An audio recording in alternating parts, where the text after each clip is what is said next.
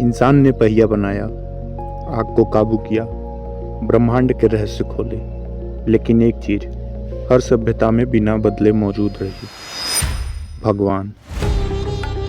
क्या आपने कभी सोचा है कि दुनिया के लगभग हर सभ्यता में भगवान का कोई न कोई रूप मौजूद क्यों है? कोई नाम अलग, कोई रूप अलग, लेकिन विश्वास एक जैसा।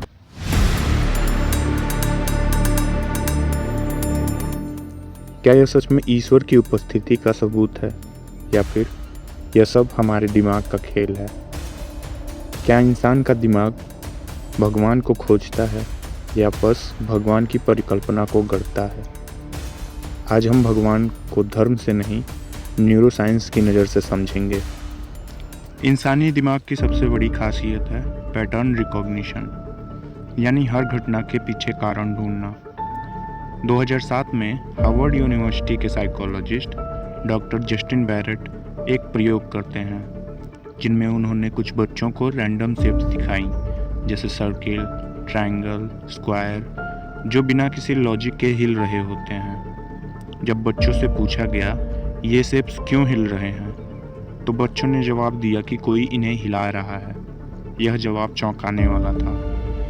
कंक्लूजन को कॉग्निटिव साइंस जर्नल में पब्लिश करते हुए उन्होंने कहा कि इंसानी दिमाग रैंडम इवेंट्स में भी इंटेंशन खोजता है, यानी दिमाग हर जगह किसी शक्ति या कर्ता की मौजूदगी मान लेता है। इस न्यूरल टेंडेंसी को नाम दिया गया hyper active agency detection device. इसका इवोल्यूशनरी लॉजिक देते हुए उन्होंने कहा कि अगर हवा से पत्ते हिले और आप उसे शेर समझ लें तो आप बच सकते हैं। अगर शेर हो और आप उसे हवा समझ लें तो आप मर सकते हैं। इसलिए दिमाग ने ओवर बिलीव चुना। यही मैकेनिज्म अदृश्य शक्तियों और अंततः भगवान की अवधारणा को बनाता है। 1990 में यूनिवर्सिटी ऑफ कैलिफोर्निया के neuroscientist doctor V S Ramachandran epilepsy patients पर काम कर रहे थे। कुछ मरीजों को टेम्पोरल लोब सीजर के दौरान ईश्वर का अनुभव होता था। ये अनुभव इंसान की समझ से परे होता है। जब इंसान किसी ऐसी चीज से टकराता है जिसे वह समझ नहीं पाता, जैसे मौत, बीमारी, प्राकृतिक आपदा, तो दिमाग असहाय महसूस करता है और असहाय दिमाग कंट्रोल चाहता है। न्यूरोसाइंस कहता है भगवान पर विश्वास दिमाग को फॉल्स कंट्रोल नहीं बल्कि साइकोलॉजिकल स्टेबिलिटी देता है। डॉक्टर वीएस रामाचंद्रन ने एमआरआई स्कैन्स में पाया कि भगवान पर विश्वास करते समय एमिगडाला फियर सेंटर शांत हो जाता है, प्रीफ्रंटल कॉर्टेक्स डिसीजन मेकिंग ज़्यादा स्टेबल होता है।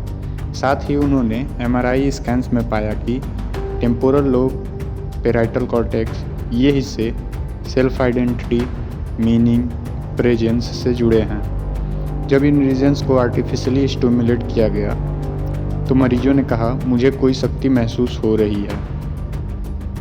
इस पर साइंटिफिक क्लैरिफिकेशन देते हुए रामाचंद्रन जी ने कहा कि यह भगवान को प्रूव नहीं करता, यह सिर्फ यह दिखाता है कि भगवान का अनुभव दिमाग में कहाँ बनता है, और एपिलेप्सी पेशेंट्स का दिमाग भगवान की परिकल्पना को डर कम करने के न्यूरोलॉजिकल टूल की तरह उपयोग कर रहा है।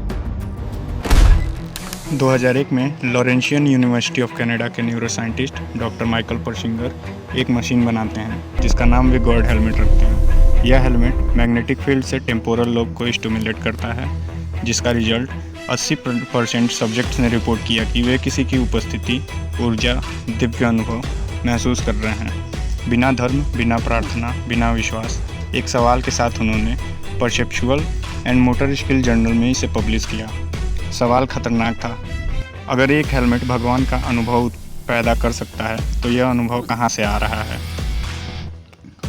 साइंस एक बात साफ कहती है, हम यह साबित नहीं कर सकते कि भगवान हैं और न यह साबित कर सकते हैं कि भगवान नहीं है, लेकिन हम यह ज़रूर जानते हैं कि शायद भगवान किसी मंदिर में नहीं बल्कि इंसानी दिमाग की सबसे गहरी ज़रूरत में बसते हैं। एक ऐसी ज़रूरत जो डर में उम्मीद ढूंढती है और अंधेरे में एक अर्थ। अंत में सवाल यही है कि क्या इंसान भगवान के बिना जी सकता है?